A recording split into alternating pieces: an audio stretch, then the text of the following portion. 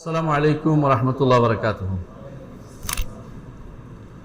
আলহামদুলিল্লাহি রাব্বিল আলামিন ওয়া সলাতু ওয়া সালামু আলা আশরাফিল আমবিয়া ওয়াল মুরসালিন নবিয়িনা মুহাম্মাদিন ওয়া আলা আলিহি ওয়া আসহাবিহি আজমাইন। আম্মা বাদ, আমরা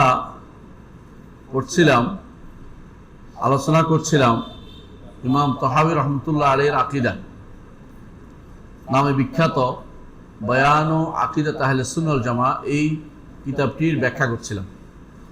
আমরা এই কিতাবের রুবুবিয়ত সংক্রান্ত অংশ আলোচনা করেছি ইতিপূর্বেই। এর আগে আলোচনা করেছিলাম মানহাজ সংক্রান্ত, তো পরে আসছি রুবুবিয়ত সংক্রান্ত আলোচনায় এসেছি। আমরা ইনশাআল্লাহ রুবুবিয়ত আলোচনার পরে এখন গত দুই পর্ব আমরা আলোচনা করেছি আসমা ও সিফাত। আপনারা জানেন তাওহীদের তিনটি অংশের মধ্যে রুবুবিয়ত, আসমা ও সিফাত, উলুহিয়ত। তো আমরা রুবুবিয়ত আলোচনা করেছি অনেকগুলো পর্বে। আসমা ও সিফাতের দুটি পর্ব আমাদের চলে গেছে। আসমা ও সিফাত আল্লাহর নাম এবং গুণের বিষয়ে। তো প্রথম যে কথাটি ইমাম তাহাবী রাহমাতুল্লাহ আলাইহি বলেছেন সেটা হচ্ছে ইন্নাল্লাহু ওয়াহিদুন লা শারীকা লাহু, আল্লাহ তাআলা তিনি এক, তার কোনো কি নাই, শরীক নাই, তার কোনো শরীক নেই। তারপর আসমা ও সিফাতের ক্ষেত্রে তিনি তানজিহ দিয়ে শুরু করেছেন। তানজিহ অর্থ হচ্ছে পবিত্র ঘোষণা করা। তানজিহ অর্থ হচ্ছে পবিত্র ঘোষণা করা। তাসবিহ অর্থ, তানজিহ অর্থ একটাই, তানজিহ এবং তাসবিহ। এবং তিনি বলেছেন, শুরু করেছেন ওয়ালা শাইআ মিসলুহু, এটা 2 নম্বর, এটা ওয়ালা শাইআ মিসলুহু, তার মতো কোনো কিছু নাই। মিসলিয়াত যেটা আমরা এটা আলোচনা করেছি অনেক লম্বা টাইম নিয়ে, যে আল্লাহ তাআলার মতো কোনো কিছু নাই, এতে কোনো সন্দেহ নেই। এটাই হচ্ছে কোরআনের ভাষ্য, লাইসা কামিসলিহি শাই, লাইসা কামিসলিহি শাই, তার মতো কোনো কিছু নাই। কিন্তু কোরআনের ভাষ্য অনুসারে পার্থক্য হচ্ছে, কোরআন কিন্তু শাবিহকে নিষেধ করে নাই, লাইসা কাশিবিহি শাই বলে নাই। মাসিল এবং শিবির মধ্যে একটা পার্থক্য আছে। এই যে অনেকেই দেখবেন যে তাসবিহ নিয়ে বাড়াবাড়ি করে, এবং আমাদেরকে অনেক সময় বলে যে আমরা তাসবিহ দেই। তো যারাই আল্লাহর সিফাত সাব্যস্ত করে ওদেরকে তাসবিহ দেওয়ার এই বদনামিটা আমাদের অনেক আগ থেকে আসছে। বিশেষ করে ফালাসিফারা বলতো জাহমিয়াদেরকে তোমরা তাসবিহ দাও, জাহমিয়ারা বলতো মুতাজিলাদেরকে তোমরা তাসবিহ দাও। মুতাজিলা বলে আশারি মাতুরিদীদেরকে তোমরা তাসবিহ দিস, আর আশারি মাতুরিদীরা আমাদেরকে আহলুস সুন্নাহ ওয়াল জামাতকে বলে তোমরা তাসবিহ দাও। অর্থাৎ যারাই কিছু সাব্যস্ত করে তারা নাকি তাসবিহ দেয়। অথচ তামসিল এবং তাসবিহর মধ্যে পার্থক্যটা বোঝা খুব দরকার। তামসিল এবং তাসবিহর মধ্যে কি পার্থক্য? তামসিল হচ্ছে হুবহু একরকম হওয়া, হুবহু একরকম হওয়া। কোরআনে কারিমে আল্লাহ তাআলা এটা নিষিদ্ধ করেছেন, বলেছেন লাইসা কামিসলিহি শাই, কামিসলিহি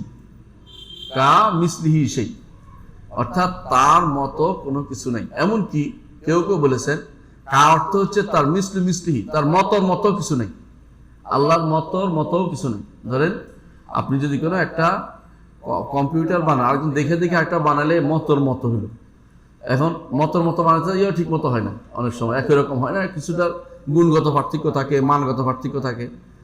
তো আল্লাহ লাইসা কামিসলিহি শাই, তার মতো নাই, মতো দূরের কথা। বুঝে যাচ্ছে কথাটা? এটার এক অর্থ করছে কেউ বলছে না এটা নয়, বরং লাইসা কামিসলিহি কাপটা জিয়াদা বেশি বোঝানোর জন্য বুঝাইছে যে কোনো রকমই তার মতো কিছু সাব্যস্ত করা যাবে না। মানলাম তার মতো আমরা সাব্যস্ত করি না। মতো দুইভাবে হয়, নামের দিক থেকে হয় এবং সত্তার দিক থেকে হয়। বুঝে যাচ্ছে? সত্তার দিক থেকে হয়, নাম ও গুণের দিক থেকে হয়। আল্লাহ তাআলার সত্তার মতো কোনো সত্তা নাই। আল্লাহ তাআলার নামের মতো হাল তাআলামু লাহু সামিয়া, সম নামের কোনো কিছু নাই। আমরা তো দুজন হলে এক নাম হলে কি বলি, যে আমার কি একই নামের কি বলে এদেরকে, হ্যাঁ, মিতা বলে। এরকম মিতও নাই আল্লাহর জন্য, হাল তাআলামু লাহু সামিয়া, এরকম মিতও নাই। বুঝে যাচ্ছে কথাটা? লাইসা কামিসলিহি শাই, তো হাল তাআলামু লাহু সামিয়া। সুতরাং বোঝা গেল এটা যে সত্তার মতো কোনো সত্তা নাই, শুধু নাম দিয়েও একই রকমের দুইটা নাই কোনোটা। এখন প্রশ্ন হচ্ছে, আমরা কোরআনে দেখতে পাই, হাদিস কোরআন সুন্নাহ দেখতে পাই, আল্লাহর নামও আছে একটা, বান্দার নামও একই জিনিস আছে, সামিউ এবং বাসির আছে না? এইটাকে বলা হয় কোনো দিক থেকে শাবিহ বলে এটাকে, এটা পূর্ণ মাসিল না। তো শাবিহ দুই প্রকার, তাসবিহ হওয়ারও দুই প্রকার। একটা হচ্ছে হুবহু মিলে যাওয়া, এটাকেও কেউ তাসবিহ বলতে পারে, কোনো সমস্যা নেই।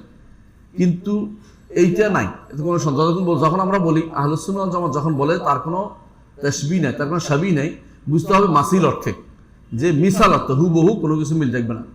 কিন্তু যখন আহলুস সুন্নাহ ওয়াল জামাত বলে যে মাসিল নাই, তো শাবিহ তো অস্বীকার করে নাই, এই সব অর্থ হচ্ছে তার নামের দিক থেকে কোনো না কোনোভাবে একটা মিল তৈরি করা যাবে, বুঝলেন কিনা? সেটা আমি বুঝাই বলি। একজনে কুল আল্লাহ তাফসির করতে করতে কারবালা চলে গেছে, তো বলে যে তুমি কারবালায় গেল কেমন কুল আল্লাহ তাফসিরে? তো কেন? কুল আল্লাহ কার নাজিল হয়েছে? হাসান হোসেন কার নাতি? মোহাম্মদ সাল্লাল্লাহু আলাইহি ওয়াসাল্লাম। মিল হয়ে গেল। এরকম মিল দেওয়া তো নিষেধ নাই, বুঝলেন কথাটা? এরকম মিল তো যে কোনো ইবনে তাইমিয়া রাহমাতুল্লাহ আলাইহির জন্য বলছেন, মা মিন শাইইন ইল্লা বাইনাহুমা কদুন মুশতারাক কদুন ফারিক। যে কোনো দুইটা জিনিসের মধ্যে কিছু মিল দেখানো যাবে, কিছু বেমিল দেখানো যাবে। ধরো টেবিল আর আমার মধ্যে কি মিল? এটা একটা জায়গা জড়িয়ে থাকে, আমিও জায়গা জড়িয়ে আছি, এটার একটা নাম আছে, আমার একটা নাম আছে, আছে না? মিল হয়ে গেল। এটা একটা গুণ আছে, আমার একটা গুণ আছে, কিন্তু আমি আর টেবিল কি একরকম? কোনোভাবেই না। তাহলে এরকম মিল দেখাইলেই নাজায়েজ হয়ে যাওয়া, মিল দেখাইলেই যে এটা তো একটু মিল হয়ে গেল, বাদ দিয়ে দেই, এরকম করলে আর দুই জিনিস খুঁজে পাবেন না একসাথে। আল্লাহর অস্তিত্ব আছে, বান্দার অস্তিত্ব আছে, তাহলে মিল হয়ে গেল। অস্তিত্ব মিল থাকলেই দুইটা একরকম হলো না, অস্তিত্ব মিল থাকে। তো এই জাতীয় জায়গাতে মেসিল নিষিদ্ধ, হুবহু একরকম হওয়া নিষিদ্ধ, কিন্তু শাবিহ কোনো না দিক থেকে একটা মিল তৈরি করে দেয়া, এটা ইসলামী শরীয়তে নিষিদ্ধ করা হয়নি, কোরআনও আসে না, হাদিসে আসে নাই। এই জন্য কেউ যদি বলে আল্লাহর শাবিহ আছে কিনা, আল্লাহর কোনো শাবিহ আছে কিনা, তাকে জিজ্ঞাসা করতে হবে। শাবিহ শব্দটি হচ্ছে লফজুল মুজমাল, অর্থাৎ বাক্য সাপেক্ষ শব্দ, ব্যাখ্যা করতে হবে। আল্লাহ কোরআন নিষেধ করে নাই, হাদিসে নিষেধ আসে নাই, মাসিল নিষেধ আসছে, মিসাল আসছে, কিন্তু শাবিহ নিষেধ করে নাই। কারণ তুমি শাবিহ এটা তৈরি করতেই পারো, ঘুরে ফিরে তৈরি করে নিষেধ করবে, এটা আল্লাহ রাসূল বলে নাই, বুঝতে আসছে? যেমন মানুষ সামি, আল্লাহ সামি, আল্লাহ শোনেন, কিন্তু মানুষেরটা হচ্ছে আল্লাহ প্রদত্ত, আর আল্লাহটা হচ্ছে তিনি স্বয়ং এটার মালিক, শোনানোর মালিকও তিনি যা শোনান আমরা তা শুনি। এটার মধ্যে এই জাতীয় মিল দিয়ে ফেললেই নিষিদ্ধ হয়ে যায় না। সুতরাং এই জন্য বলছে লা শাইআ মিসলু। এখানে আরেকটা নীতি আমাদের কাজ করতে হবে, বুঝতে হবে, সেটা হচ্ছে যে কোরআনে কারীমে এবং সুন্নাতে দেখবেন যে আল্লাহ তাআলার নাম যা নিষেধ করা হয়েছে এটা সংক্ষেপে বলছে, আর যেটা সাব্যস্ত করা হয়েছে ব্যাপক বলছে। যেমন ওয়াল্লাহুল খালিকুল বারিউল মুসাউবির লাহুল আসমাউল হুসনা, আছে না? এর আগে ওয়াল্লাহু আল মালিকুল কুদ্দুসুস সালামুল মুমিনুল মুহাইমিনুল আজিজুল জব্বার মুতাকাব্বির, কতগুলি বলছে, খেয়াল করেছেন নামগুলো? এরকম গুণ জায়গায় গুণ বর্ণনা করা হয়েছে অনবরত, নাম আর গুণ ব্যাকর ভর্তি, কোরআন সুন্নাহ ভর্তি। এর বিপরীতে সংক্ষেপে বলা হয়েছে লাইসা কামিসলিহি শাই, তার মতো কোনো কিছু নেই। কিন্তু যখন সাব্যস্ত করা দরকার তখন বলছে ওয়াহুয়াস সামিউল বাসীর, শোনেন দেখেন, বুঝছেন? আরো অন্য জায়গায় বলছেন তিনি শোনা মালিকাল মুলক, তিনি রাজা। আবার অন্য জায়গায় বলছেন তিনি, কত গুণের কোনো শেষটা বর্ণনা করছে। এর অর্থ হচ্ছে কোরআন এবং সুন্নাহ যখন নিষেধ করা হয় তখন সংক্ষিপ্ত কথা বলতে হয়, আর যখন সাব্যস্ত করা হয় তখন ব্যাপক কথা বলা হয়েছে। কারণ কোনো কিছুর যেটার গুণ কম, যেটার বা যার বদনামি করা দরকার, তারই শুধুমাত্র খারাপ গুণগুলি তুলে ধরা হয়, আর যার সুনাম করা দরকার তাকে ভালো ভালো গুণগুলি উল্লেখ করতে হয়। আপনার বাড়িতে যদি কোনো মেহমান আসে, তার একটা মানপত্র পাঠ করবেন। ধরেন মন্ত্রী সাহেব আসছে, মন্ত্রী সাহেবের জন্য মানপত্র পাঠ করার সময় যদি বলেন মন্ত্রী সাহেব চোর না, মন্ত্রী সাহেব ডাকাত না, মন্ত্রী সাহেব মেথর না, মন্ত্রী সাহেব কি শুনে হইলো? মন্ত্রী সাহেবকে এগুলো উঠলো কেন? এই কথা বলা হলো কেন? তাই না? আল্লাহ তাআলা সংক্ষেপে বলেছেন লাইসা কামিসলিহি শাই, তার মতো কোনো কিছু নেই। এটা বলেন নাই তার মতো কোনো মানুষ নাই, তার মতো কোনো গরু নাই, তার মতো কোনো হাঁস নাই, তার মতো কোনো মোরগ নাই, এগুলো বলেন নাই। কেন? এগুলি বলে অপমান করা হবে, বুঝে আসছে কথা? এই জন্য বলছে সরাসরি ওয়াহুয়াস সামিউল বাসীর, এখানে দুইটা বলছে একসাথে। বলতে পারতো তিনি সবকিছু জ্ঞানে গুণান্বিত, না, এটা বলে বিস্তারিত বলছে সামিউন বাসীরুন আলিমুন কাদিরুন খাবীরুন, সব অনেকগুলো। এটা হচ্ছে নিয়ম। আল্লাহর ক্ষেত্রে আল্লাহ তাআলার গুণ বর্ণনার ক্ষেত্রে কি করা হবে? যেগুলো নেগেটিভ গুণ এগুলি অল্প বর্ণনা করা হয়, আল্লাহ তো করেছেন, আর যেগুলো পজিটিভ গুণ এগুলো অনেক বেশি বর্ণনা করেছে। এই জন্য তাসবিহ কোরআনে যতটুকু আসছে তাহমিদ বেশি আসছে, সুবহানা যেখানে যত আসছে না তাতে বেশি আসছে আলহামদুলিল্লাহ রাব্বিল আলামিন, আছে না? তারপর আজকে সূরা কাহফ পড়ছে, আলহামদুলিল্লাহিল্লাযী আনজালা আলা আবদিল কিতাব ওয়া লাম ইয়াজআল, ওখানে আলহামদুলিল্লাহ ফাতিরিস সামাওয়াতি ওয়াল আরদ, দেখছেন না? মানে যত বেশি তাহমিদ হলো সাব্যস্ত করার গুণ, আর তানজিহ বা তাসবিহ হলো নেগেটিভ মানে অসাব্যস্ত করার গুণ, যেগুলিকে আপনি বাদ দিবেন। অপবিত্র কোনো কিছু তারকে আনা যাবে না, খারাপ কোনো কিছু তার জন্য সাব্যস্ত করা যাবে না, তারপরে নেগেটিভ কোনো গুণ তার জন্য সাব্যস্ত করা যাবে না। এই জন্য তাসবিহ আর তাহমিদ হলো পজিটিভ গুণ, তাসবিহ তাহমিদ, বুঝছো তো? এই দুইটাকে এই জন্য কোরআন এবং সুন্নাহর মধ্যে আপনি প্রচুর পাবেন। আপনি দেখবেন কোরআনে কারীমে আল্লাহ তাআলা দেখবেন বলছেন তাসবিহ হচ্ছে ওয়া মিন শাইইন লা ইউসাব্বিহু বিহামদিহি ওয়ালাকিন লা তাফকাহুনা তাসবিহাহু। একদিক দিয়ে কি করছে, তানজিহ করেছে যে সবাই আল্লাহ কি করে, তার তাসবিহ পাঠ করে, কিন্তু তোমরা সবাই তার তাসবিহ বুঝো না। আবার বলছে কিন্তু যখন হামদের কথা আসছে, আল্লাহ বলছে ওয়ালাহুল হামদু ফিস সামাওয়াতি ওয়াল আরদ, আসমান জমিনে সব জায়গায় তার হামদ, আসমান জমিনে সব জায়গায় তার প্রশংসা। প্রশংসা যখন করবেন, নেগেটিভ গুণ দিয়ে প্রশংসা হয় না। নেগেটিভ গুণ যদি উল্লেখ করেন আপনাকে, তখন বলতে হবে যে এই লোক আমাকে অপমান করছে, আমাকে এটা বলা হলো কেন? কেউ যদি বলে তুমি কালকে বিছানায় পেশাব করছো, এটা কি আজকে তো আর করো না, ওইটা বলা বলছে, ওইটা বললা কেন? তুমি একটু বলছো ভালো যে আমি ভালো, কিন্তু তুমি খারাপ কথা না বলে আমাকে একটু অপমান করে দিলে, তাই না? তো এই জাতীয় নেগেটিভ গুণ আল্লাহর জন্য কখনো সাব্যস্ত করা ক্ষেত্রে নেগেটিভ গুণগুলো যতটুকু আসছে ততটুকুর বাইরে বলা যাবে না। কম আসছে, কোরআন সুন্নাহ সবচেয়ে কম আসছে, এক কথা বলে দিয়েছে। আর যেখানে আসছে সেখানে বুঝতে হবে বিশেষ কোনো কারণে আসছে। যেমন ধরেন আল্লাহ তাআলা বলছেন কোরআনে কারীমে যে তার মতো কোনো কিছু বলছে, ধরেন ওয়ালা ইয়াউদু হিফযুহুমা, আসমান জমিন হেফাজত করতে তার কোনো কষ্ট হয় না। এর বিপরীতটা সাব্যস্ত করতে হবে, আরেকটা নীতি। যখনই কোথাও নেগেটিভ গুণ আসে, এর বিপরীতটা আমাদের জন্য সাব্যস্ত করতে হয়। নেগেটিভ গুণ আসছে, ধরেন কি আসছে, লা তাখুযু সিনাতুন ওয়ালা নাওম, তার ঘুমও আসে না, তন্দ্র আসে না। এটা দ্বারা কি বুঝাইছে? উল্টানা সাব্যস্ত করেন কি, তিনি হাইয়ুন, জীবিত। কারণ জীবিত মানুষে যদি কোনো মানুষ ঘুমায় যায় তো এটা একটা মৃত্যু। আল্লাহ তাআলা তিনি হাইয়ুন, এই জন্য তার কোনো তন্দ্র আসে না, ঘুম আসে না, বুঝে আসে তো? অর্থাৎ বিপরীতটা সাব্যস্ত করতে হবে। যেখানে বিপরীতটা নাই সেটা সাব্যস্ত করা যাবে না, যে বিপরীতটা নাই, বিপরীতটা ক্ষতিকর, সেটা সাব্যস্ত করা যাবে না। ধরেন আল্লাহ তাআলা কথা বলেন না, কিন্তু আপনি আল্লাহকে মুতাকাল্লিম নামটা দিতে পারবেন না। কেন দিতে পারবেন জানেন? যারা কথা বলে দুনিয়াতে, আল্লাহর জন্য যারা কথা বলে দুনিয়াতে, এদের মধ্যে কেউ ভালো কথা বলে, খারাপ কথাও বলে, ঠিক আছে? বুঝছেন তো? আল্লাহর জন্য কথা বলার গুণটা সাব্যস্ত করতে পারেন, কিন্তু মুতাকাল্লিম নামটা সাব্যস্ত করতে পারতেছে না। এরা যেমন আল্লাহ তাআলা ইচ্ছা করেন, আপনি ইচ্ছা করেন, কিন্তু আল্লাহকে মুরিদ নামটা দিতে পারবেন না। কারণ নাম দিতে পারবেন না, কারণ এরাদা তো ভালো হয় মন্দ দুইটাই হয়। আল্লাহর জন্য খারাপের নাসবত আল্লাহ দিয়ে করা যায় না। এইভাবে যখন কোন গুণ আপনি অস্বীকার করবেন আল্লাহ থেকে, যে আল্লাহর জন্য নেগেটিভ গুণটা সাব্যস্ত করব না, তখন সাথে সাথে মনে রাখতে হবে এইটা কোরআন এবং সুন্নাতে আসার কারণে বলছি, আর এর বিপরীতটা সাব্যস্ত করতে হবে। যেমন ধরেন এখানে আমাদের ইমাম তাহাবী রাহমাতুল্লাহ বলছেন, এরপরে ওয়ালা শাইয়া ইউরজিজু, কোনো কিছু তাকে অপারগ করতে পারে না। কাকে? আল্লাহকে অপারগ করতে পারে না। এটা নেগেটিভ গুণ বুঝছে, তাই না? এটা কোরআনে আছে। কোথায় আছে কোরআনে? আল্লাহ তাআলা বলছেন ওয়া মা কানা আল্লাহু লিইউরজিজাহু মিন শাইইন ফিস সামাওয়াতি ওয়ালা ফিল আরদি ইন্নাহু কানা আলিমান কাদিরা। আসমান এবং জমিনে কোনো কিছু তাকে অপারগ করতে পারে না, কারণ তিনি ইন্নাহু বললে, কখনো কথার পরে আল্লাহ তাআলা ইন্নাহু বললে এটা তাহলিল হয়, মানে কারণ অর্থ এটা কারণ তিনি সবকিছু জানেন এবং ক্ষমতাশীল, কোনো কিছু তাকে অপারগ করতে পারে না। এখান থেকে তিনি নিয়েছেন ওয়া শাই ইউরজিজু, এখানে আছে মা কানা আল্লাহু লিইউরজিজাহু মিন শাই।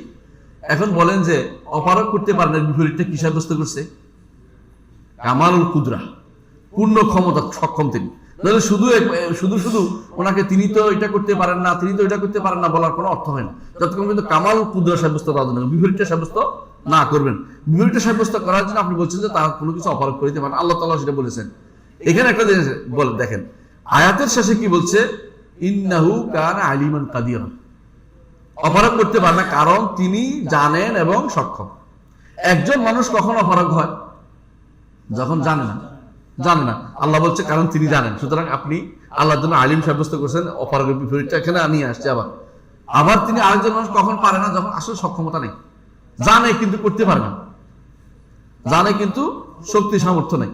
আল্লাহ তাআলা দুটোই সাব্যস্ত করেছেন আয়াতের শেষে, যে আল্লাহ তাআলা আলিম কাদির, কোনো কিছু তাকে অপারগ করে দিতে পারে না।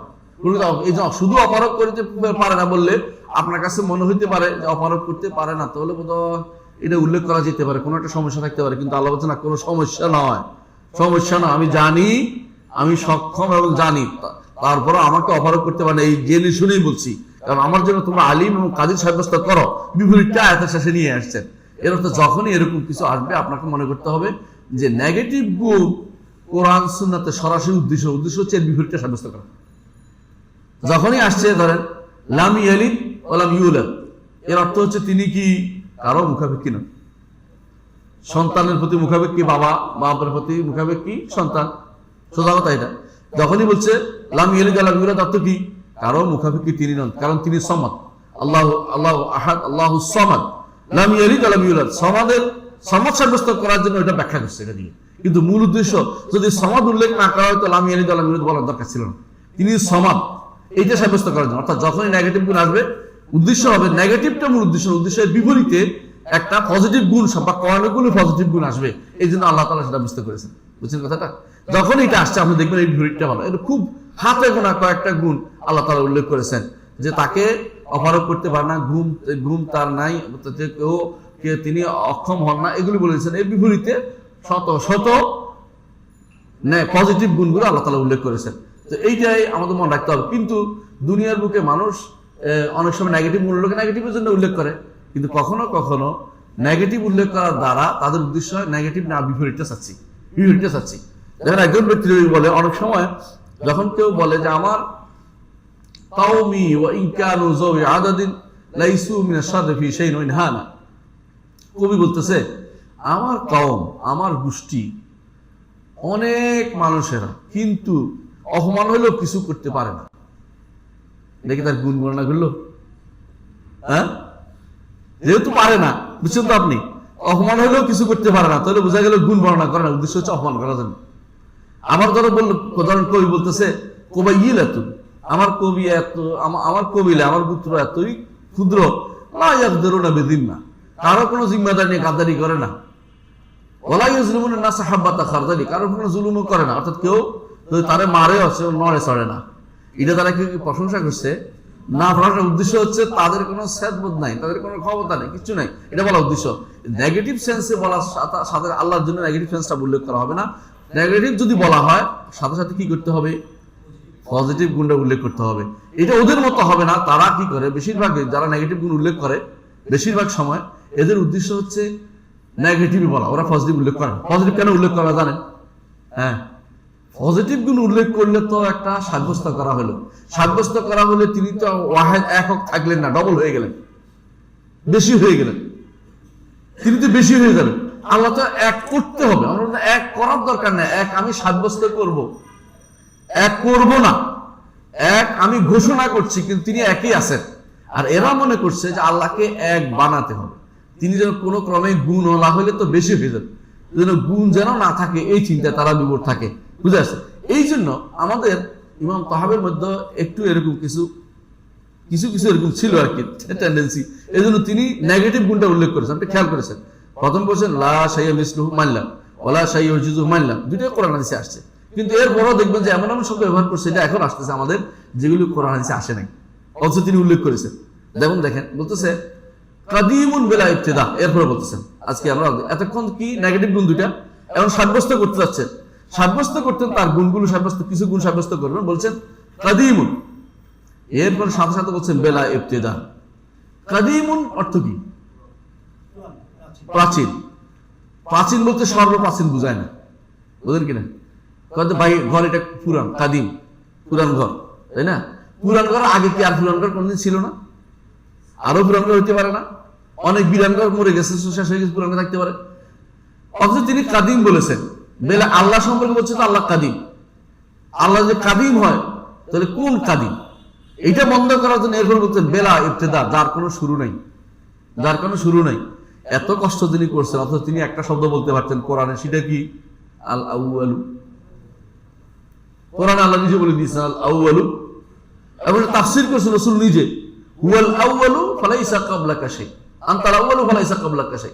আল্লাহ আপনি হচ্ছেন আউয়াল, আপনার আগে কোনো কিছু নাই। এটা বললে হয়তো না বলে তিনি আনছেন কাদিমুন বেলা ইবতিদা, যার কোনো শুরু না। অথচ কাদিম কি, কাদিম শব্দটি কোরআন এবং সুন্নাহয় কখনো আল্লাহর জন্য ব্যবহৃত হয়নি। এবং আল্লাহকে বলতে পারবেন আব্দুল কাদিম, আপনি বলতে পারেন না। আব্দুল কাদিম বলতে পারবেন না, আল্লাহ তো কাদিম তার নাম রাখে নাই, বুঝে আসছে? তাহলে আপনি কাদিম শব্দটি দিয়ে আল্লাহর নাম রাখতে পারেন না, কিন্তু খবর দিতে পারেন। খবর কি? হ্যাঁ, তিনি পুরান। এটার চেয়ে উত্তম হচ্ছে আল আউয়াল বল, এটা আল্লাহর নাম, আব্দুল আউয়াল নাম হয়, নাম বলতে পারতেন। তাহলে আপনার জন্য এখানে আর কোনো সমস্যা থাকতে পারে। কিন্তু এটা যখন বলছে কাদিম বলছে, তখন একটা সমস্যা আসতে পারে। কাদিম হইলে তাহলে কি তার কি শুরু আছে? তখন এটাকে বন্ধ করা যায়, বলছে বেলা ইবতিদা, না এটার কোনো শুরু নাই। কেন শুরু নাই বলছে? কাদিম দেখেন সময়ের সাথে রিলেটেড। কাদিম সময় না, এই সময় এটা পুরান, আরেক সময় এটা পুরান। ধরুন আপনি যখন কোন একটা ভাষণ দিবে আপনাকে বইয়ের, বলতে এটা তো পুরান কিতাব, পুরান বই, কিন্তু এর পুরানো তো আরো আছে, আরো বই আছে। তো আপনি এটা বন্ধ করার জন্য এখন বলছেন বেলা ইবতিদা, যার কোনো শুরু নাই, যার কোনো শুরু নাই। নিঃসন্দেহে আল্লাহ তাআলার কোনো শুরু নাই, তিনি সবসময় আছেন। এটা তিনি যে শব্দ ব্যবহার করছেন সেটা হচ্ছে আল আউয়াল, তিনি প্রথম। প্রথম বললে আর প্রথমের আগে জিরো, প্রথমের পিছনে জিরো। প্রথম বললে যখন কাদিম বলবেন তখন কাদিমুন কাবলাহু, কাদিমুন কাবলাহু। কাদিম তো আপেক্ষিক জিনিস, আপেক্ষিক জিনিস। আমার এই জামা পুরান, কিন্তু আরো পুরান জামাও তো আমার কাছে থাকতে পারে। তাহলে আমি কাদিম বলেছি, উনি যা বলেছেন এটা দ্বারা তিনি আল্লাহর গুণ সাব্যস্ত করতে যাচ্ছেন। নাম নয় এটা, এবং কাদিম আল্লাহর কোনো গুণও না, কারণ কেদাম। অথচ এটা কেন বলছেন? কারণ মুতাজিলারা মনে করে, ওরা মুতাজিলার দ্বারা প্রভাবিত হওয়ার কারণে সমস্যা হয়েছে। আশারি মাতুরিদিরা তারা মনে করে যে কাদিম, কেদাম হচ্ছে আল্লাহ সবচেয়ে বড় সিফাত, আর কোনো সিফাত নাই, একটাই সিফাত গুণ, সেটা হচ্ছে আল্লাহ কাদিম। আল্লাহ কাদিম বলা যাবে। এখন এই গুণটা এদের সাথে নিজেদের মাইন্ড সেট করার কারণে এটা ছাড়তে পারে নাই আশারি মাতুরিদিরা। এরা এখনো বলে আল্লাহ কাদিম। আল্লাহ কাদিম না বলে কি বলবো আমরা? আল্লাহ ওয়াল আউয়াল, ওয়াল আউয়াল। এটা তিনি বলে, এটা এখানে এই জায়গাটুকু আমরা দেখতে পাচ্ছি কোরআনের তাবিরের বিপরীতে চলে গেছে। কোরআন কখনো আল্লাহর জন্য কাদিম শব্দ ব্যবহার করে নাই। হাদিসে এক জায়গায় আসছে শুধুমাত্র, সেটা কি? যখন মসজিদে ঢুকেন তখন একটা শব্দ আছে, আউযু বিল্লাহিল আযীম ওয়া ওয়াজিল কারীম ওয়া সুলতানিহিল কাদিম। তার প্রাচীন সুলতান, প্রাচীন ক্ষমতা, তার এটা ওসিলা দিয়ে আমি চাচ্ছি। কিন্তু সুলতানের সিফাত, সিফাতের সিফাত, আল্লাহর সিফাতের সিফাত, খেয়াল করছে জিনিসটা? অর্থাৎ খবর দিচ্ছে তার সুলতানটা অনেক কাদিম, এটা খবর দেয়া, এটা সরাসরি তার গুণ হিসেবে উল্লেখ করা হয় নাই কোন হাদিসে। তাহলে বোঝা গেল কাদিম শব্দটি আল্লাহর জন্য আসে নাই কোথাও নাম হিসাবে, কাদিম শব্দ গুণ হিসাবে কোথাও আসে নাই। কাদিম শব্দটি দিয়ে কখনো কখনো তার গুণের খবর দেওয়া হয়েছে কোরআনে কারিমে। কোরআনে কারিমে কাদিম শব্দটি মাখলুকের জন্য ব্যবহৃত হয়েছে। যেমন আল্লাহ তাআলা বলছেন যে হাত্তা আদা কাল অর্জুনুল কাদিম, চাঁদ ঘুরে আসে যেন বাঁকা শাখের মতো, বাঁকা তার কাদির মতো। এখানে কাদিম বলা আছে কারণ এইটা এই বছরের জন্য এটা কাদিম, এটা যখন ফালা দিবে আগামী বছর এরকম একটা হবে, এটাও কাদিম হবে, এটাও পুরান হয়ে যাবে বাঁকা হইলে। তাহলে বোঝা গেল যে কাদিম শব্দটি কোরআনে মাখলুকের জন্য ব্যবহৃত হয়েছে, আল্লাহর জন্য ব্যবহৃত হয় নাই। হাদিসও আল্লাহর জন্য ব্যবহৃত হয় নাই। অথচ এরা কাদিম শব্দটি না পাইলে তাদের চলেই না, তাদের কাদিম লাগবে, কাদাম নষ্ট হয়ে যাচ্ছে। এরা কেদাম নিয়ে এত বাড়াবাড়ি কেন করছে এটা জানা দরকার। ওরা মনে করে জগতের সবকিছু হাদেস, হাদেস বুঝছেন নি, নতুন করে হচ্ছে, নতুন করে হয়েছে। আশারি মাতুরিদিরা সবসময় তাদের একটাই কথা, সবকিছু হাদেস। আল্লাহ তাআলাকে সাব্যস্ত করতে হলে তাকে কাদিম বানাইতে হইব। আমরা যে হাদেস, হাদেস হচ্ছে আগে ছিলাম না এখন আসি, আগে ছিলাম না এখন আসি। তো এর বিপরীত কি? এর বিপরীত হলো কাদিম। অথচ হাদেস কোরআনে আসে নাই হিসেবে, এরকম কাদিমও আসে নাই। বরং কোরআনে কারিমে হাদেস আল্লাহর কোরআনকে বলা হয়েছে। কোথায় বলছে? মা ইয়াতিহিম মিন যিকরিম মির রাব্বিহিম মুহদাসিন, তাদের রব থেকে যত নতুন কিছু আসে তারা সেটাকে অস্বীকার করে। নতুন আসে না, একটা আয়াত আসছে আজকে, কালকে একটা আয়াত আসছে, পরশু একটা, এবার আসছে রাসূলের যুগে। আরবের মুশরিকরা কি রাসূলের সব কথা মেনে নিত না? যতই নতুন নতুন জিনিস ততই তারা অস্বীকার করেছে। তো নতুন তো আল্লাহই কোরআনের ক্ষেত্রে ব্যবহার করেছে। আর তুমি বলতেছো হাদিস সত্যই হলো নষ্ট, সব নষ্ট হয়ে যাবে। আল্লাহর কাম তো নষ্ট হবে না, আল্লাহর কাম তো আল্লাহ সিফাত, তিনি এটা হাদিস বলছেন। তাহলে তোমার এই বক্তব্য কখনো শুদ্ধ নয়। এরা কেন এটা বলছে এটা জানতে, ওরা মনে করতেছে আল্লাহকে সাব্যস্ত করতে হলে এই পদ্ধতিতে আগাতে হবে। কোন পদ্ধতি? জগতের সবকিছু পরিবর্তনশীল। লজিকটা দেখেন, জগতের সবকিছু পরিবর্তনশীল, আর যা কিছু পরিবর্তনশীল তাই হচ্ছে নতুন। বুঝে আসছে? সুতরাং জগৎ নতুন সৃষ্ট, যা কিছু পরিবর্তনশীল তাই হচ্ছে নশ্বর। সুতরাং জগৎ সবই নশ্বর। এটা বানাইছে, বুঝছেন? কেমন বলছে? জগৎ পরিবর্তনশীল, দেখেন না পরিবর্তনশীল না? আজকে আপনি এরকম, কালকে এরকম হচ্ছেন, দাড়ি সাদা ছিল আজকে কালো হচ্ছে, কালো, বুঝলেন না? পরে কি হয়ে গেছে, কালো ছিল সাদা হয়েছে, উল্টে বলছে। হ্যাঁ, তাহলে পরিবর্তনশীল, আর যা কিছু পরিবর্তনশীল তাই নশ্বর। তো জগৎ নশ্বর। সুতরাং আল্লাহ যদি সাব্যস্ত করতে, বিপরীতটা বলতে হবে যে পরিবর্তনশীল না। বুঝে আসছে? হাদেস না, সুতরাং হাদেস বিরোধ কাদিম, সুতরাং আল্লাহ কাদিম। আরে তুমি যুক্তি লজিক তো ভুল আছে, কারণ তুমি স্রষ্টাকে সৃষ্টির উপরে কেয়াস করতেছ। স্রষ্টার কেয়াস সৃষ্টির উপর হবে না। কেয়াস জিনিস হয় যে জিনিস দেখছি এটার মতো করে একটা বানাইতে হয়। আমি যদি চেয়ার টেবিলে কম্পিউটার দিয়ে কেয়াস করে হবে, তো তোমার স্রষ্টাকে সৃষ্টির উপর কেয়াস করতেছে কি জন্য? ওইটাকে কাদিম শব্দ আসবে না, হাদের শব্দ সব কোনটাই ব্যবহৃত হবে না। তার জন্য আল্লাহ যে ব্যবহার করছে এটা কি বলেছেন? হুয়াল আউয়াল, তিনি প্রথম, ওয়াল আখিরু, তিনি সর্বশেষ। তিনি সর্বশেষ এই শব্দ ব্যবহার করেছেন। সুতরাং তিনি সর্বশেষ ব্যবহার করার কারণে এখন আর কোনো কিছু সেখানে অবশিষ্ট থাকবে না। এই জায়গা থেকে আসে আবার বেদালে পড়ে গেছে। বেদাল বুঝতে কি জানেন? মুতাজিলি এখন আবুল হুজাইল আল্লাহ বলতেছে, ওই যে যদি মানুষ সবসময় থাকে, আপনি সবসময় থাকেন, তো আল্লাহর দিকে মিলে গেলেন, তো আল্লাহ তো সবসময় থাকবে, তাই না? তো জান্নাতীরা সবসময় থাকবে না? আমরা বিশ্বাস করি না আমরা সবসময় থাকবে। কয় যে তাহলে আল্লাহর দিকে মিলে গেল, তো আল্লাহর নামের সাথে মিলে গেছে। না, জান্নাতীরা একসময় কি হয়ে যাবে? লয় প্রাপ্ত হয়ে যাইব।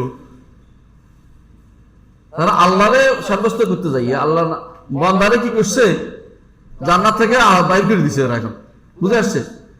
আবার এরা বেদালে পড়ছে। আশায় কয় যে আল্লাহ যদি সবসময় আল্লাহ যদি কোনো সব সৃষ্টি করতে থাকেন, খালেক না, স্রষ্টা না, তিনি সব সৃষ্টি করে থাকেন, তাহলে তিনি যখন ছিলেন তখন তিনি একা, তো তিনি তো আর একা থাকলেন না। বুঝলেন না কথাটা? তো তার সাথে তো আরো সৃষ্টি রয়ে গেল, আর তিনি তো আরো সৃষ্টি করেন, তো তাহলে তো তিনিও একা হইলেন না, পরে তো তিনি স্রষ্টা হিসেবে শেষেও তো তিনি রয়ে গেলেন। মানে প্যাচ বাইর করছে একটা। এখন বলতেছে যে ভবিষ্যতে এমন একটা সময় আসবে আল্লাহ কিছু করবে না, নাউজুবিল্লাহ। আগে আল্লাহ এমন একটা সময় ছিল আল্লাহ কিছু করে নাই, নাউজুবিল্লাহ। মানে কেন? যদি কোনো আল্লাহ কিছু করে থাকে তাহলে আল্লাহও আছে, আল্লাহ সৃষ্টিও আছে। বাস বের করছে এটা। আরে বেটা, এটা তুমি সময় তো তোমার জন্য হিসাব করতেছো, তুমি আল্লাহর উপরে সময়টা নিয়ে আসতেছো কেন? সময় দিয়ে আল্লাহ আমাকে বেঁধে দিয়েছে সৃষ্টি জগৎকে। স্রষ্টা তো সময়ের উপরে, তাকে টেনে আইনা তুমি কাদিম হাদেস যখন আনতেছে তখন তো বেলাতে হতেছে। আল্লাহ এই জন্য নিজেকে সময়ের সাথে বলেন নাই। কাদিম এবং পুরাতন এবং নতুন তো সময়ের সাথে হয়। তিনি আউয়াল আখির বলছেন, ওটা ঠিক রাখেন। আউয়াল প্রথম এবং শেষ বলেছেন, এইটা প্রথম সময়েরও আগে, প্রথমটা সময়ের আগে। প্রথম মানে এটা সময় শুরু হওয়ার আগে শুরু হয়েছে, আর শেষ হতে সময় তোমার সৃষ্টির সময়ের পরে তার অস্তিত্ব তিনি রাখছেন।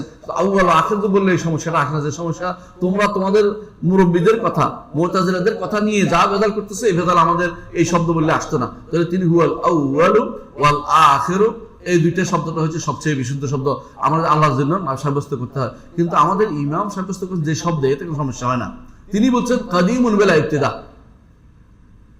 কাদিম, তবে বেলা ইবতিদার কোনো শুরু নাই। এটা যদি এত লম্বা না করে সংক্ষেপে কি বলতে পারতো? আল আউয়াল। আবার বলছেন যে তিনি কাদিম দাইমুন বেলা ইন্তিহা, সর্বদা আছেন, তার কোনো ইন্তিহা নাই। এত কিছু না বলে একটা শব্দ বলতে পারতেন, কি? ওয়াল আখির। সহজ না বলে কোরআনে আল্লাহ যেটা বলছে এটা বললে যথেষ্ট হইতো, কারণ কোরআনে এইটা রাসূল নিজে হাদিসের মধ্যে উল্লেখ করেছেন। রাসূল নিজে হাদিসের মধ্যে উল্লেখ করেছেন, আল্লাহুম্মা আনতাল আউয়ালু ফালাইসা ক্বাবলাকা শাই। আল্লাহ আপনি প্রথম, আপনার আগে কোনো কিছু নাই, শুধু হিসাবের বাইরে। ওয়া আনতাল আখিরু ফালাইসা বা'দাকা শাই, আপনি সর্বশেষ, আপনার পরে কোনো কিছু নাই। এখন সব শেষ হয়ে গেল। এরপর আনতাল যাহিরু ফালাইসা ফাওকাকা শাই, আপনি সবার উপরে, আপনার উপরে কোনো কিছু নেই। আল্লাহ সবার উপরে কোথায়? উপরে, আরশের উপরে, আরশের উপরে। এরপরে আর কেউ নেই, আপনি আছেন শুধুমাত্র আরশের উপরে, সবকিছুর উপরে। আনতাল বাতিনু ফালাইসা দুনাকা শাই, আপনি নিকটে, আপনার চেয়ে নিকটে কোনো কিছু নাই। নিকট মানে কি? নিকটে বলে থাকে, সাথে থাকা জরুরি হয় না। নিকট মানে কি? শোনার জন্য, দেখার জন্য, সাহায্য করার জন্য, বিচার আচার করার জন্য, শাস্তি দেওয়ার জন্য, শান্তি দেওয়ার জন্য নিকটে তিনি। এটা হচ্ছে বাতিনের অর্থ। কিন্তু এটার অর্থ না করে বেদাতিরা অর্থ করবে, দেখবেন বেদাতির অর্থ কি, জাহের অর্থ করবে আপনি প্রকাশ্য, তাহলে কিছুই আসে নাই। দেখবেন অধিকাংশ অনুবাদের ক্ষেত্রে এটা করছে, বাংলা ভাষাতে অনুবাদ হয়েছে, দেখবেন এটা ভুল করছে।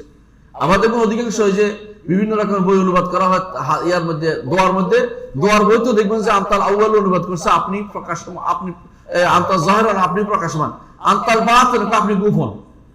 না, গোপন তো অর্থ না। রসুল করে দিয়েছেন আনতাল বাতিন ফালাইসা দুনাকা শাই। রসুল হচ্ছে আর কে আছে যে রসুল আল্লাহর কোরআনের ব্যাখ্যা দিবে? রসুল ব্যাখ্যা দিছে আনতাল বাতিন, আপনি সবচেয়ে বাতিন, আপনার চেয়ে নিকটে কোনো কিছু নাই। নিকট অর্থ করছে, আপনি বলছেন গোপন অর্থে, তাহলে আপনি তো রাসূলুল্লাহ সাল্লাল্লাহু আলাইহি ওয়াসাল্লামের কথা অর্থ করলেন না, নিজের মন মতো ব্যাখ্যা করলেন। এজন্য ইবনে কাসির রাহমাতুল্লাহ আলাইহি কি সুন্দর ব্যাখ্যা করছেন দেখে নিবেন যে এখানে তিনি কোনো ভুল করেন না। কারণ সহি মানহাজের উপর থাকলে এই ভুলটা আসে না, জ্ঞানের সাথে সম্পৃক্ত এটা। কিন্তু যে যার মন মতো শব্দ অর্থ দিয়ে ব্যাখ্যা করলেই তাফসীর শুদ্ধ হয়ে যায় না। বুঝে আসছে কথাটা? তাহলে বুঝতে পারলাম আমরা যে আল্লাহর পজিটিভ গুণের মধ্যে দুইটা গুণ তিনি উল্লেখ করেছেন, একটা হলো কাদিমুন, একটা হলো দায়েমুন। কাদিম দায়েম না বলে আমরা এর বিপরীতে কি বলবো? আল আউয়ালু ওয়াল আখির। আলহামদুলিল্লাহ, আল আউয়ালু ওয়াল আখির বললে আমাদের যথেষ্ট, অন্য কোনো শব্দ আমরা এখানে ব্যবহার করব না। এখানে কিছু নাম আমরা উল্লেখ করা, সেটা হচ্ছে ইখবার করা যাবে, নাম হিসেবে কাদিম না। কিন্তু কেউ যদি বলে আল্লাহ সম্পর্কে বলে, হ্যাঁ আল্লাহ পুরান, প্রাচীন, এই প্রাচীন বলা যাবে, কিন্তু এই প্রাচীন নামও নয় গুণও নয়, খবর দেওয়া যাবে। এই খবর দেওয়া যায় আছে, কিন্তু নাম এবং গুণ হিসাবে উল্লেখ করা যাবে না। এটা আমাদের বলা উদ্দেশ্য। আশা করি আজকের এই অংশটা বুঝে আসছে। আমরা পরের অংশে চলে যাবো আজকে ইনশাআল্লাহ। আমাদের ইমাম বলছেন লা ইয়াফনা ওয়ালা ইউবিদ, লা ইয়াফনা ওয়ালা ইউবিদ, আল্লাহর কোনো ধ্বংস নাই, কোনো লয় নাই। আচ্ছা, আল্লাহর ধ্বংস নাই, লয় নাই, এটার বিপরীতটা সাব্যস্ত না করলে কিন্তু এটা গ্রহণযোগ্য হবে না। কারণ আমরা একটু আগে নীতি বলছি না, যে বিপরীতটা কি আছে? ধ্বংস নাই, লয় নাই, আল্লাহ নিজে বলেছে, তাই না? কি বলেছেন? হাইয়ুন কাইয়ুম। হাই যখন বলছে তখন এর অর্থটা করতে পারে যে তার ধ্বংস নাই। কিন্তু হাই যদি না থাকতো, আপনি শুধুমাত্র ধ্বংস নাই বললে এটা অপমানজনক কথা হইতো, আপনি যদি বলতেন যে তিনি জাওহার না, তিনি জিসিম না, তিনি এটা না ওইটা না, তাহলে আজে বাজে কথাগুলি বলা হতো। এগুলি বলা যাবে না, কারণ আপনি এগুলি তো হাদিস কোরআন হাদিসে আসে নাই। কিন্তু লা ইয়াফনা ওয়ালা ইউবিদের আরবিতে আসছে, কোরআনে আসছে। কেমন? আল্লাহ বলছে কুল্লু মান আলাইহা ফান। কুল্লু মান আলাইহা অর্থ কি? মান আলাইহা অর্থ কি? আলাইহা জমিনের উপরে, বুঝছেন তো কথাটা? জমিনের উপরে যা আছে সবই ধ্বংসপ্রাপ্ত হবে। আল্লাহ কি জমিনের উপরে? না, আল্লাহ কোথায়? আরশের উপরে। এই জন্য অনেকে বুঝেই না, আল্লাহ তো সব ধ্বংস হয়ে যাবে, তাহলে কুল্লু মান আলাইহা ফান। আরে বেটা, এটা জমিনের কথা। আলাইহা বলছে, আসমানে যা আছে তা ধ্বংস হবে। কোথায় পাইছি? অন্য আয়াতে ওয়ানুফিখা ফিস সূরি ফাসায়কা মান ফিস সামাওয়াতি ওয়া মান ফিল আরদি ইল্লা মা শাআল্লাহ, যে আসমান জমিনে যখন সিংহে ফুৎকার দেওয়া হবে, আসমান এবং জমিনে যা আছে সব ধ্বংস হয়ে যাবে। বুঝে আসছে? তাহলে বুঝে আসমান জমিন দুইটাই ধ্বংসের কথা আমরা পাইছি, কিন্তু এর উপরেরটা ধ্বংসের কথা আমরা পাই না। তাহলে বুঝা গেল উপরেরটা ধ্বংস নাও হইতে পারে, না অনেক কিছু ধ্বংস হবে না। যেমন কি আরশ, কুরসি, আল্লাহর সাথে সম্পৃক্ত কোনো কিছু ধ্বংস হবে না। এই জন্য আল্লাহ তাআলা বলছেন ওয়ায়াবকা ওয়াজহু রাব্বিকা যিল জালাল ওয়াল ইকরাম। বেদাতীরা বলে আল্লাহর তো তাহলে শুধু চেহারাটা থাকবে আর সব ধ্বংস হয়ে যাবে। আমরা এটা বলছি কোনোদিন? মিথ্যা কথা বলে। হ্যাঁ, তথাকথিত পীরে মিথ্যা কথা বলে আমাদের নামে। পীর আছেন একটা, মানুষদের শুধু কথা কাফের বলে, এরা মিথ্যা কথা বলে। ওরা বলে, সালাফিরা বলে আল্লাহ শুধু চেহারাটা থাকবে আর সব ধ্বংস। আমরা বলছি এটা কোনোদিন? না, আমরা বলি আল্লাহর সাথে সম্পৃক্ত কোনো কিছু ধ্বংস হবে না, তার সাথে সম্পৃক্ত কিছু ধ্বংস হবে না, এবং তিনি যা চাইবেন সেটাও থাকবে। আর বাকি আসমান জমিনে সব কি হয়ে যাবে? ধ্বংস হয়ে যাবে। এটা হচ্ছে কোরআনের ভাষ্য। কোরআন কারীমে আল্লাহ তাআলা বলছেন ওয়ায়াবকা ওয়াজহু রাব্বিকা যুল জালাল ওয়াল ইকরাম। অনুরূপ আল্লাহ তাআলা বলছেন কুল্লু শাইইন হালিকুন ইল্লা ওয়াজহা। অনুরূপ আল্লাহ তাআলা বলছেন, এটা এক অর্থ যে ওয়া তাওয়াক্কাল আলাল হাইয়্যিল্লাযী লা ইয়ামুত, আল্লাহ তাআলা তিনি মারা যাবেন না।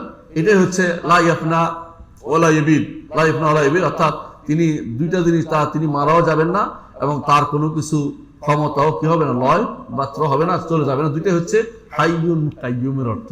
তো বলতে পারতেন আপনি এত লম্বাটা কথা না বলে, লাই আপনার অলাই বিন না বলে কি বলতে পারতেন? হাইয়ুন কাইয়ুম। কোরআন হাদিসের শব্দ বললে তো আপনাদের ভালো ছিল। এই জন্য যত বেশি সালফে সালেহীন বই পড়বেন তারা কোনোদিনই শব্দগুলি ব্যবহার করে নাই।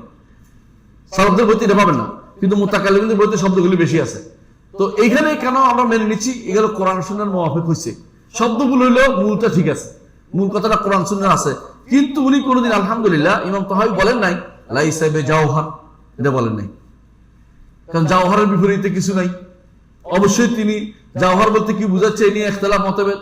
ওয়ালা আর এটাও বলে নাই, ওয়ালা জিসিম এগুলো বলে নাই উনি। কারণ উনি বলে নাই কেন? কারণ এগুলি হচ্ছে বিতর্কিত, কোরআন সুন্নাহ দলিল দিয়ে সাব্যস্ত করা যাবে না। বানোয়াট কথা দিয়ে আল্লাহর জন্য এটা নয় এটা নয় এটা নয় বলে এটা অপমানজনক কথা হয়। এই জন্য তিনি এটা আনেন নাই। তিনি যেগুলো আনছেন এগুলো দলিল পাওয়া যায় বলেই তিনি সেগুলো আনছেন। তবে এই শব্দ ব্যবহার না করে যদি তিনি পৌরাণিক শব্দ ব্যবহার করতেন, হাদিসের শব্দ ব্যবহার করতেন, তাহলে সেটা হয়তো সবচেয়ে উত্তম, সেটা হয়তো সবচেয়ে উত্তম। সুতরাং আমরা বুঝতে পারছি যে তার জন্য, আল্লাহর জন্য এই গুণগুলি সাব্যস্ত করে, এবং আরো গুণ আছে।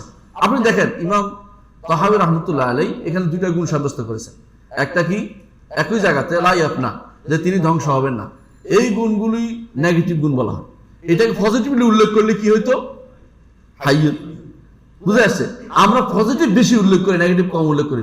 দুর্ভাগ্যবশত উনি পজিটিভ কম উল্লেখ করেছেন, নেগেটিভ গুলি সব উল্লেখ করেছেন, নেগেটিভ বানাই উল্লেখ করেছেন। নেগেটিভ বানাই উল্লেখ কারা করে? কারা করে? এই বেদাল আছে। তিন ধরনের মানুষ আছে জগতে। এক ধরনের মানুষ আছে মনে করে যে, বিশেষ করে দার্শনিকরা, তারা মনে করে যদি আমি বলি আল্লাহ আছেন, তাহলে থাকলে কি লাগে? জায়গা লাগে। থাকলে জায়গা লাগে না? থাকলে কেন? আপনি জানেন যে কোনো জিনিস আছে একটা জায়গা লাগে, সোজা কথা এটা। তো তো হতে হতে না, তথা বাদ বাদ। আচ্ছা, তারপর তো কি বলতে হবে? তাহলে আল্লাহ নাই নন, বুঝছেন কথাটা? হ্যাঁ, আল্লাহ নাই নন, মাদুম নন, বুঝছেন? আল্লাহ মাদুম নন। তো না মা ভাই না মাদুম নন, নাই নন তো আছে না, ওইটা বলবো না, এটা বলবো। এইটা বললে তো জায়গা লাগতেছে না। এটা হলো প্যাসের কথা, এটা হলো দার্শনিকরা বলে, বুঝছেন তো?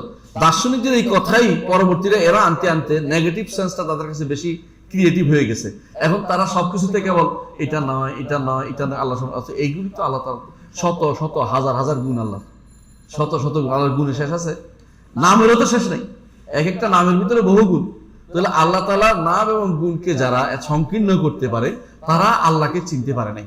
আল্লাহকে চিনার জন্য নাম এবং গুণ যত বেশি জানবেন তত আল্লাহকে বেশি চিনতে পারবেন। আর ওরা কি করছে? যত নেগেটিভ গুণ দেখা দেওয়া যায় তত আল্লাহকে তারা মনে করে সাব্যস্ত করতেছে, তত সাব্যস্ত না করে অসাব্যস্ত হয়ে যাচ্ছে। এটা তারা বুঝতে পারে না।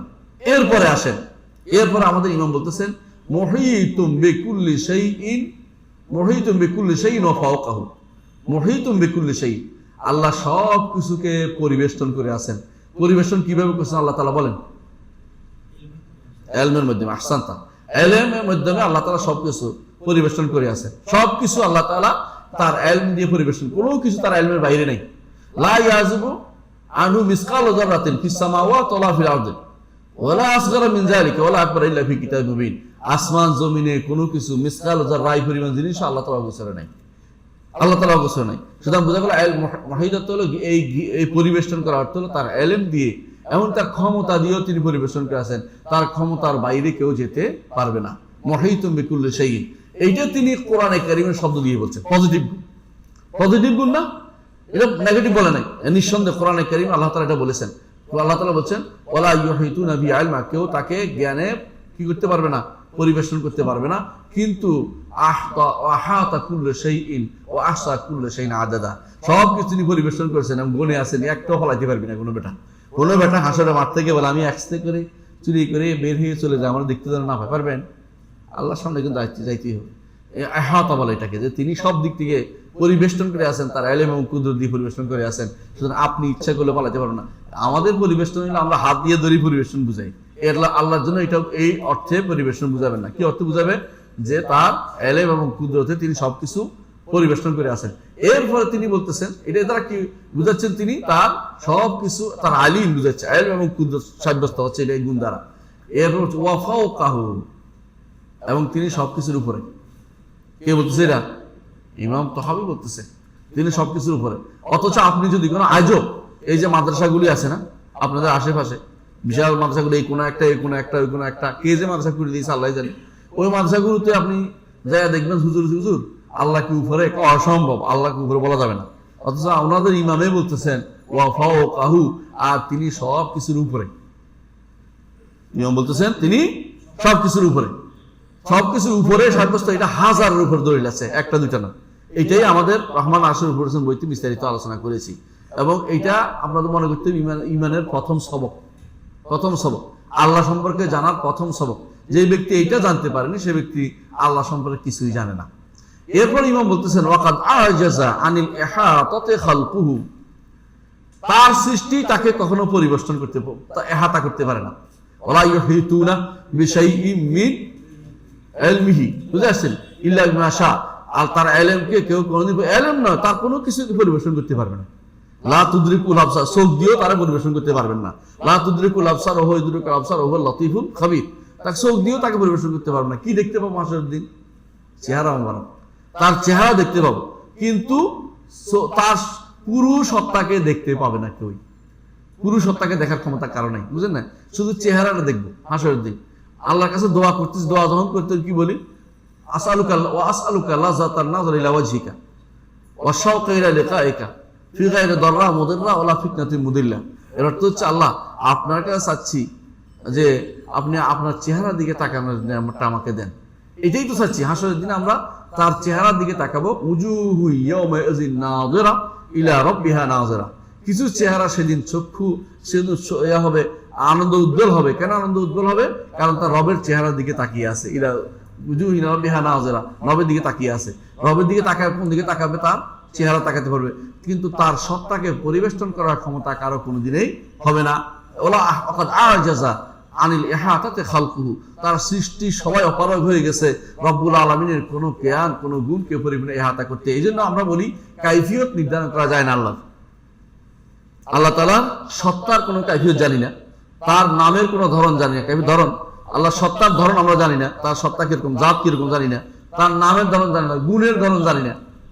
ঠিক আছে, আমরা যতটুকু আল্লাহ দিয়েছে অতটুকু শুধু জানতে পারি। তার সৃষ্টির মধ্যে কোনো একটা সম্পর্কে আমরা জানছি, এমন জিনিস আছে সৃষ্টির মধ্যে ওইটা আমি আসলে জানতে পারি না এখনো।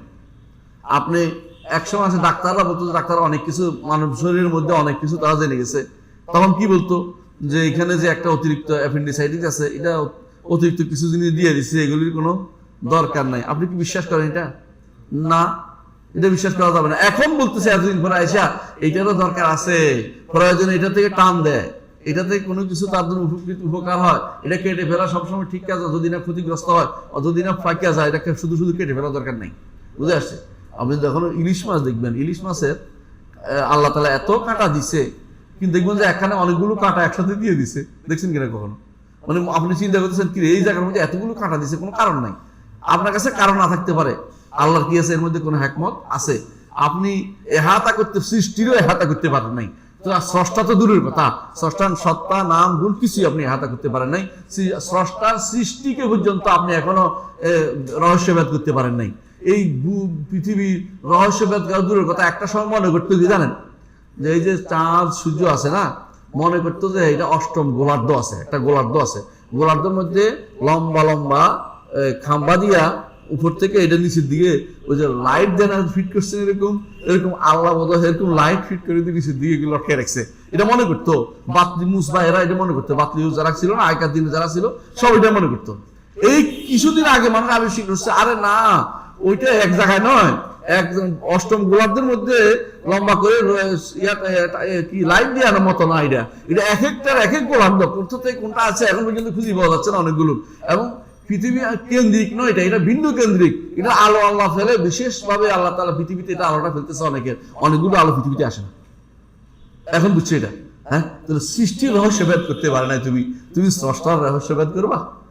সৃষ্টির রহস্যভেদ করতে পারো নাই। সৃষ্টির রহস্য রূপ কোথায়, রুটা কই আপনি দেখতে পাবেন? আপনি দেখতে পাবেন রূপ কোথায়, কই? এই জন্য একজন বলতেছে রূপ অর্থ হলো লাল, এটা রক্তটা বোধ রূপ। আরেকজন বলছে না এটা না তো কি, গায়ের যে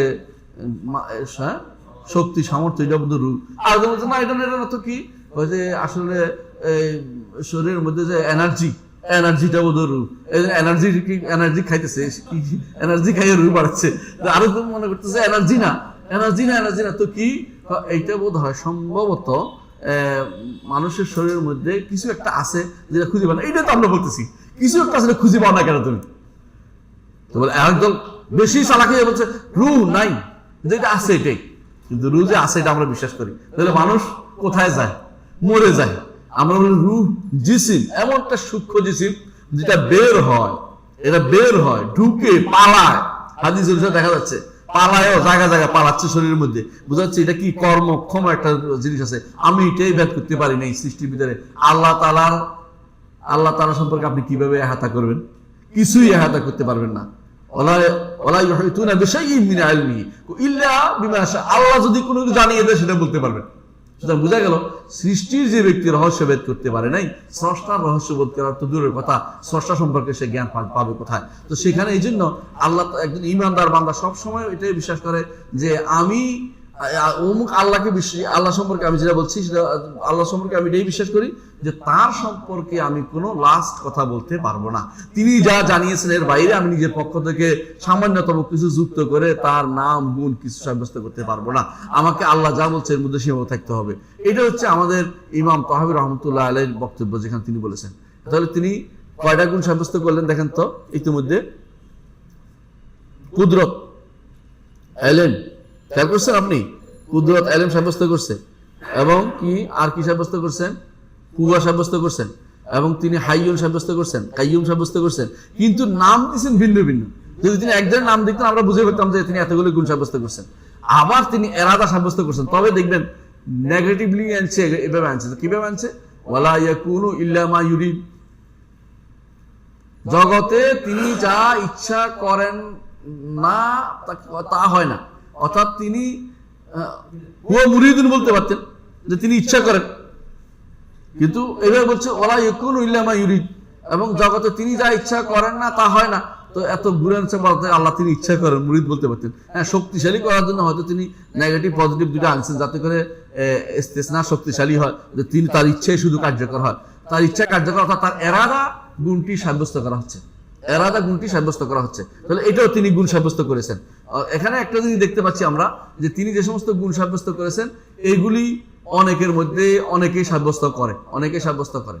এরাদা অর্থ কি এটা আগে আমরা আলোচনা করতে চাই এখন। হ্যাঁ, এরপরে তিনি আরো কিছু জিনিস গুণ, নেগেটিভ গুণ উল্লেখ করবেন। তবে আমরা আগে পজিটিভ গুণগুলি আসি। পজিটিভ গুণের মধ্যে একমাত্র এরাদা বলেছে। এরাদা শব্দের অর্থ কি? কোনো কিছু ইচ্ছা করা। ইচ্ছাটা দুই প্রকার, একটা হচ্ছে আল্লাহর ইচ্ছা দুই প্রকার, একটা কি এরাদা কাউনি, একটা এরাদা শারঈয়া। সূর্য পূর্ব দিকে ওঠে, এটা কি শরীয়তের সাথে বেঁধে দিছে? না। কিন্তু আপনাকে আল্লাহর ইচ্ছা, আপনাকে তিনি আল্লাহর ইচ্ছা অনুসারে আপনার উপর সালাত ফরজ করেছে, এখন এটা শরীয়ত না? শরীয়ত। তাহলে দেখা গেল কিছু এরাদা আছে যেগুলো আপনার হাতে নাই, আপনার উপরে আপতিত। আর কিছু এরাদা আছে আপনি ইচ্ছা করলে করতে পারেন, ইচ্ছা করলে নাও করতে পারেন, আপনার উপর হতেও পারে, নাও হতে পারে। যে জিনিসটা আপনার উপর আপতিত হয়েছে কিন্তু আপনার কিছু করার নেই, এটা বলা আল্লাহর এরাদা কাউনিয়া, প্রাকৃতিক ইচ্ছা। যেমন আপনার চুল সাদা হয়ে যাচ্ছে, ঠিক না? এটা কি আপনার শরীয়তের কাজ? এটা আল্লাহ যেমনি চাচ্ছে এমনি হচ্ছে। সূর্য পূর্ব দিকে উঠছে, এরাদা কাউনিয়া, কারণ এটা আল্লাহর প্রাকৃতিক ইচ্ছা, বুঝলেন তো? যে ইচ্ছার সাথে আমার শরীয়তের কোনো যোগ নাই, এবং যে ইচ্ছা আমার কিছু করারও নাই, এই ইচ্ছা হচ্ছে আল্লাহ তাআলার তাকদীর। এই তাকদীরের মধ্যে আমার কোনো কিছু করারও নাই, বুঝছেন না কথাটা? তাকদীর নির্ধারণ করছে, আমাকে বলছে শরীয়ত অনুসারে চলতে, এই জন্য শরীয়ত অনুসারে আনলো। তো এরাদা দুই প্রকার, একটা হচ্ছে এরাদা কাউনিয়া, যেটাতে আমার কিছু করার নাই, আমার শুধু ঈমান আনতে হবে। আমার কিছু করার, আমার শুধু ঈমান আনতে হবে যে আল্লাহ এটা যা বলছেন এটাই ঠিক। বিপদ হলে আমি বলতে হবে আল্লাহ বিপদ দিচ্ছে, আল্লাহ উদ্ধার করবেন। হ্যাঁ, আর যদি শারঈয়া হয় তখন আমার করণীয় আছে, আমার দায়িত্ব হচ্ছে এরাদা শারঈয়া মেনে নেয়া। আল্লাহর এরাদা শারঈয়া হচ্ছে আমি যেন নামাজ পড়ি, সালাত আদায় করি, আমি যেন সাওম রাখি, আমি যেন হজ করি, আল্লাহর এরাদা এটা। শরীয়ত বাবা আল্লাহ চান, আমার এটা করণীয় আছে, না করলে আমাকে পিটি লাগাবে, আর যদি করি শান্তি দিবে। আর যেটা আছে সূর্য পূর্ব দিকে উঠলে আমার শান্তিও নাই, শাস্তিও নাই, এটা তার ইচ্ছার উপর সবকিছু চলতেছে। তো দুইটা ইচ্ছা কি বুঝতে পারছেন? এই দুই ধরনের ইচ্ছা বুঝতে পারছেন? এই দুই ধরনের ইচ্ছা আমাদেরকে জানতে হবে। এই জন্য আল্লাহ তাআলা এখানে যেটা বলছে ওয়ালা ইয়াকুনু ইল্লা মা ইউরিদ, তিনি যা ইচ্ছা করেন সেটা ছাড়া আর কিছু হয় না। এখানে বলা কোন ইচ্ছা হবে? কাউনিয়া, কাউনিয়া হবে আগে। আগে হবে কোনটা? কাউনিয়া। কেন হবে কাউনিয়া? অবশ্য তার এরাদার বাইরে যাওয়ার কিছু নাই। কিন্তু ধরেন আবু জাহাল, তার ব্যাপারে দুইটা ইচ্ছা সক্রিয়, একটা কি শারীরিক ইচ্ছা, একটা কাউনি ইচ্ছা। কোনটা কোনটা কাজ করছে? কাউনি ইচ্ছা কাজ করছে। শারীরিক ইচ্ছা হলে ঈমান আনতো। ঈমানদারের আবু বকরের ব্যাপারে দুইটা ইচ্ছা কার্যকর হয়েছে, একটা কি শরীর ইচ্ছা, কাউনি ইচ্ছা, দুইটা একসাথে হয়ে গেছে। বুঝে আসছে? অর্থাৎ কাউনি ইচ্ছা কখনো বাদ যায় না, কিন্তু শরীর ইচ্ছা কখনো কখনো কি হয়? ব্যতিক্রম হয়। কারণ যেটা আল্লাহ পছন্দ করে না বান্দা এটা করে, বান্দা এটা করে। করলার কারণে আল্লাহ শাস্তিতে রয়েছে, জানাই দিলাম কিন্তু তোর জন্য শাস্তি রয়েছে। তারপরেও সে বলে না আমি শাস্তিটা যাই থাকো আমি এটা করবো, আল্লাহ আমিও তোমাকে জাহান্নামে দিব, তুমি যেহেতু আমার বিরুদ্ধে গেছো। কিন্তু এখানে তার কি আছে? বান্দা ইচ্ছা করার অধিকার রয়েছে। এই জন্য বান্দা, এখন বলেন, বান্দা শারীরিকভাবে আল্লাহর মুখালফত করে, শরীরের ইচ্ছার বিরোধিতা যখন করে, সেটাও কি আল্লাহর ইচ্ছা নয়? সেটাও ইচ্ছা। সেই ইচ্ছা কোন ইচ্ছা? কাউনি ইচ্ছা। তো এই জন্য এখানে কথা ঠিক আছে, ওয়ালা ইয়াকুলু ইল্লা মা ইউরিদ, তিনি যা ইচ্ছা করেন তার বাইরে কেউ যেতে পারে না।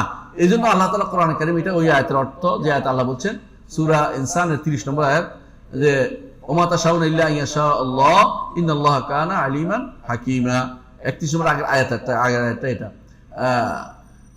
এখানে কি বলেছে যে তোমরা যত ইচ্ছাই করো না, আল্লাহর ইচ্ছা না হলে তোমাদের কাজটা হবে না।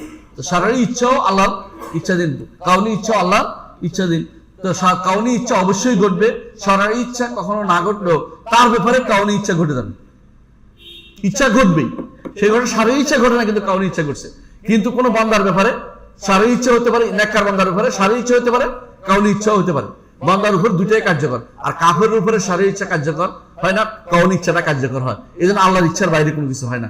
এটাকে বলা হয় ইচ্ছা, হ্যাঁ, মাশিয়া, এটাকে বলা হয়। যেটা বলে কাউনি ইচ্ছা, এটা আরেক নাম হচ্ছে মাশিয়া আম্মা, মাশিয়া ওমা তাশাউনা ইল্লা ইনশাআল্লাহ। আর যেটা শারীরিক ইচ্ছা, এটাকে বলা হয় এরাদা দিনিয়া বলা হয়, এরাদা দিনিয়া। এটা বান্দা মানতেও পারে, নাও মানতে পারে। মানলে তার জন্য জান্নাত, না মানলে তার জন্য কাউনি ইচ্ছা এসে কোথায় নিয়ে যাবে? তারে জাহান্নামে নিয়ে যাবে। বুঝে আসছে কথাটা? হ্যাঁ, এটা হচ্ছে এরাদার ব্যাপারে আমাদের বক্তব্য। আশা করি এটা আমাদের বুঝে আসছে যে এরাদা কয় প্রকার। ঠিক আছে, এরাদা কয় প্রকার বুঝে আসছে, এবং এখানে কোনটাকে উদ্দেশ্য নিয়েছি আমরা। আচ্ছা, এরপরে এই মাসআলার সাথে জড়িত হচ্ছে যে হিকমত কি।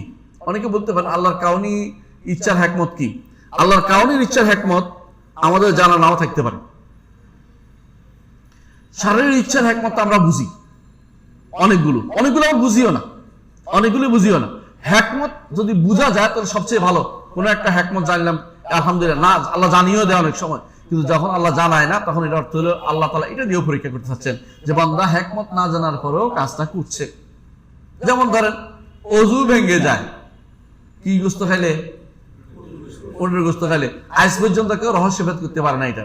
কিন্তু যারা মানে তারা কি মনে করে যে আমি আল্লাহ তাআলার নির্দেশকে মেনেছি। হ্যাঁ, হিকমত জানি না, কোনো সমস্যা নাই। আল্লাহ তো রাসূল বলছেন যেহেতু অজু ভেঙে যায় আমি মেনে নিচ্ছি, অজু ভেঙে যায় আমি অজু করে নেই। আর যারা মনে করে হিকমত জানলাম না, এটা কোনো এই হিসেবে তারা কিন্তু ছাড়ে না।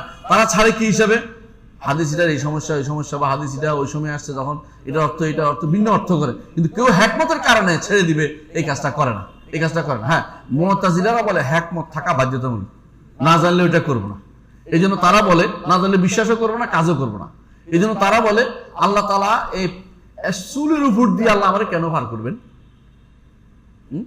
চুলের উপর দিয়ে, ওই যে কোন চুল? চুলের মতো না? আর ধার কিসের মতো? ইস্পাতের মতো ধার, মানে সে ধার বলছে, হীরের মতো ধার বলছে। ধারের উপর আল্লাহ কেন ভার করবেন? কারণ তো বুঝতেছি না। তো কারণ যেহেতু বুঝি না, এটা অস্বীকার করে বলছে। আমরা বলি না, আহলে সুন্নাত ওয়াল জামাত বলে কারণ বুঝা গেলেও মানতে হবে, কারণ বুঝা না গেলেও আমাকে মেনে চলতে হবে। ঠিক আছে, বুঝে আসছে কথাটা? আলহামদুলিল্লাহ। তাহলে আমরা এইটুকু আমরা জানলাম। এরপরে বলতেছেন যে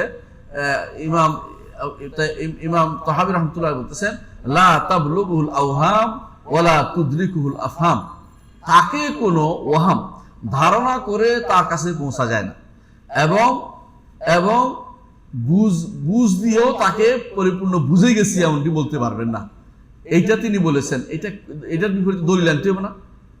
এই কথাটা কি বারবার বলছি, এটা দলিল লাগবে। তো দলিলটা একটা বলা যায়, সেটা হচ্ছে আল্লাহ তাআলা বলছেন লা তুদরিকুল আবসার ওয়া হুয়া ইউদরিকুল আবসার ওয়া হুয়াল লাতীফুল খাবীর।